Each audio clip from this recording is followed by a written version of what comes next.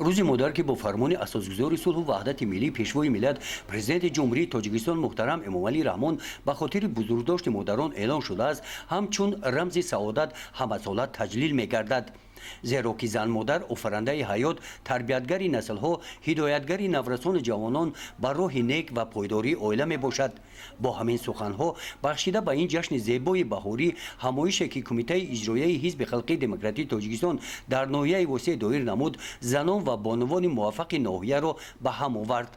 در این جمع آمد ابراز داشتند که دولت و حکومت تاجیکستانی صاحب استقلالمان با بلند برداشتن نقش و مقام اجتماعی زن در جامعه اعتبار جدی داده جهت جلب هرچه بیشتر زنان و دختران به حیات سیاسی و اجتماعی کشور کوشش‌های بی‌اندازه می‌نمایند و غمخواری به زنان را بخش مهم سیاست اجتماعی خود می‌دانند. قید گردید که امروز زنان در همه رشته‌های زندگی پیشرفت هستند و در حل وظیفه‌های مهم جامعه سهم ارزنده می‌گذارند.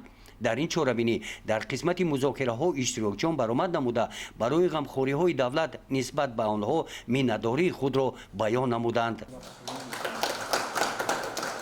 بخشیده به روز مادر از نام کمیته اجرایی حزب خلقی دموکراتیک تاجیکستان در ناحیه واسع به اشتراکچیان تحفه‌های مالی تقدیم کرده شدند. بخشیده به روز مادر در این روز با عیادت یک چند نفر از مادران رفته برای سهم ارزنده گذاشتن در تربیت فرزندان با آنها اظهار منتداری بیان نمودند.